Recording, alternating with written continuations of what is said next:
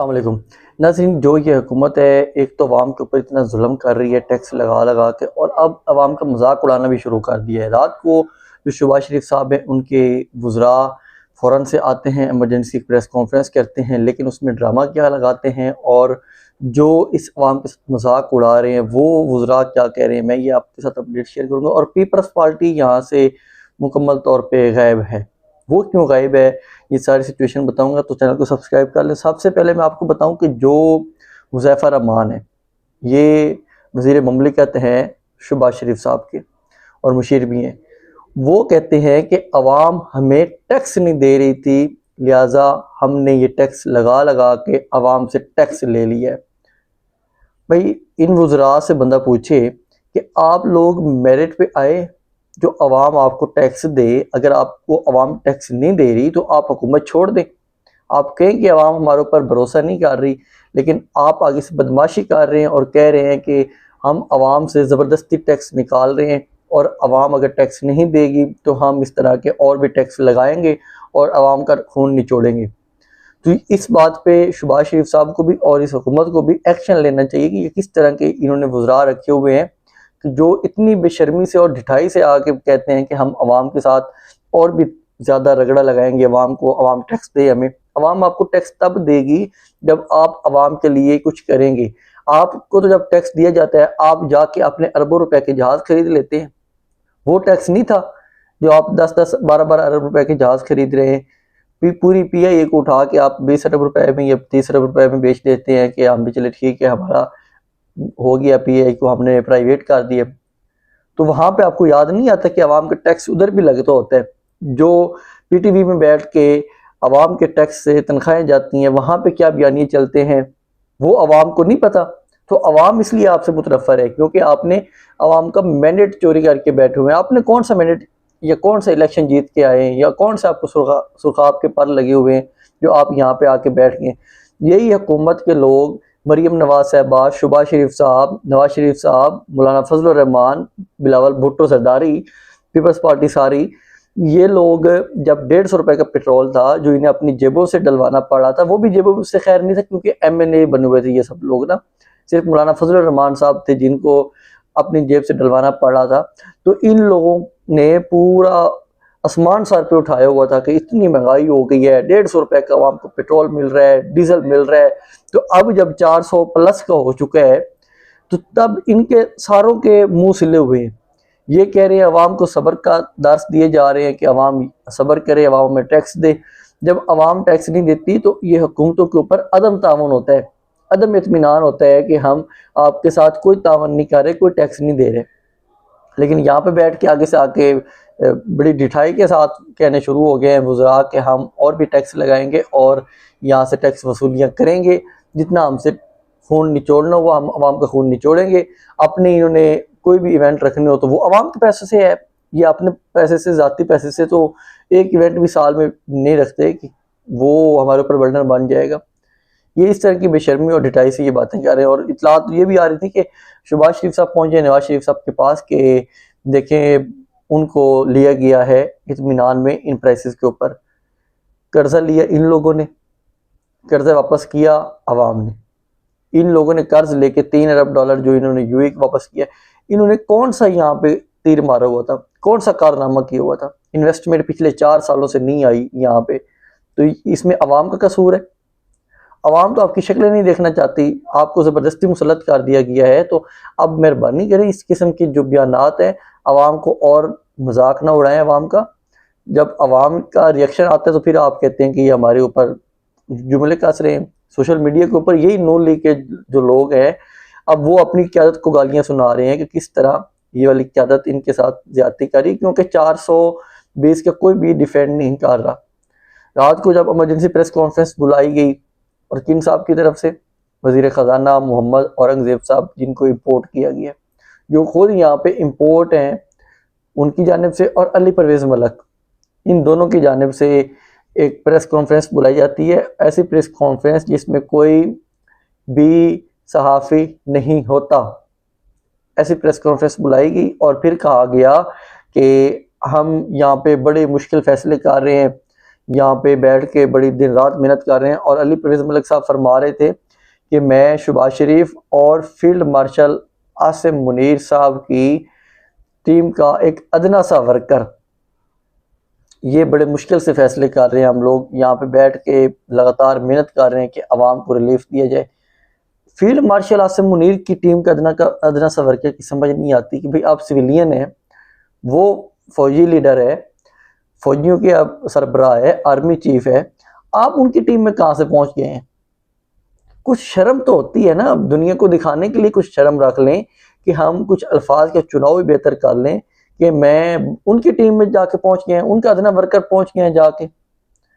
अजीब किस्म का इनका मतलब कि इन्होंने सिस्टम चलाया हुआ है। लेकिन दुनिया क्यों खामोश बैठी है? क्योंकि ये उनको डिलीवर कर रहे हैं। इन्होंने पता नहीं क्या क्या खुफिया मुआहदे करके आके बैठ गए हैं यहाँ पे। लेकिन दुनिया बेशक खुफिया मुआहदे इन्होंने कर लिए, इन्वेस्टमेंट नहीं लेके आ रहे पाकिस्तान में। ये जितना मर्जी मुआहदे कर लें, जितना मर्जी जोर लगा लें, पाकिस्तान में ना इन्वेस्टमेंट आएगी इन हरकतों से, और ना ही पाकिस्तान कभी स्टेबल रहेगा इनकी इन हरकतों से। तो लगातार वो फरमा रहे थे कि अब जो अली परवेज़ मलिक साहब हैं कि हमारे जो मुआहदे हैं IMF के साथ या बाकी मुल्कों के साथ, उनकी वजह से हमें इन कीमतों में रद्द-बदल करना पड़ रहा है। और जिस तरह हम इन कीमतों को ऊपर लेके गए उसी तरह हम इन कीमतों को नीचे भी लेके आएंगे। तो अवाम इतनी बेवकूफ़ नहीं है जितनी आप लोगों ने समझा हुआ है। थोड़ी बहुत है जो एक टिकटॉकर्स के इवेंट पे इतना ज़्यादा पहुंचे हुए थे गुजरावाला में, वो है बेवकूफ़ अवाम, लेकिन इतनी भी नहीं है कि वो आपको समझे ना, आपकी हरकतों को ना समझती हो कि आप 100 रुपये बढ़ा के 10 रुपये कम करते हैं और फिर कहते हैं कि हमने बड़ा मुश्किल फ़ैसला किया है, बड़ा दिल पे पत्थर रख के ये फ़ैसला किया है कि हमने कीमत बढ़ाई है। जब आप लोग अपनी जेबों से पैसे देंगे ना, तो आपको पता चलेगा कि कितने का पेट्रोल है और कितने का डीजल है। जब आप आवाम के टैक्स के पैसे से ये दे रहे होते हैं तो आपको क्या पता है? आपके कार्ड्स बने हुए हैं, वहाँ पे जाएं और पेट्रोल भरवाएं।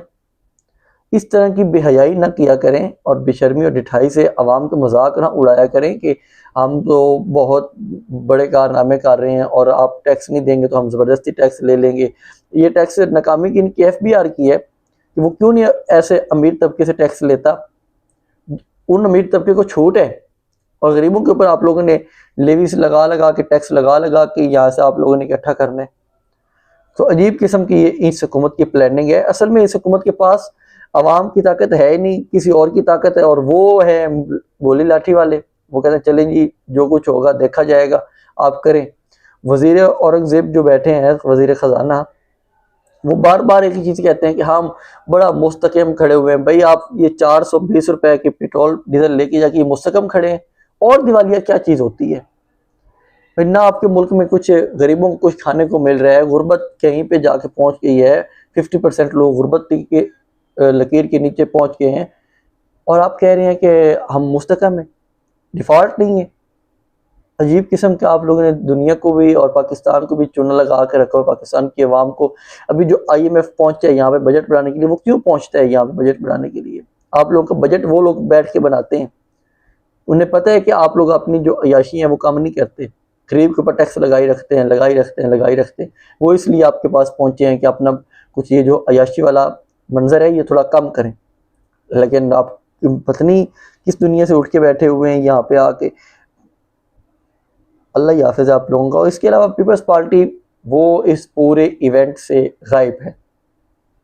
जब से एक तो जंग लगी है, पीपल्स पार्टी का कोई अता पता नहीं है।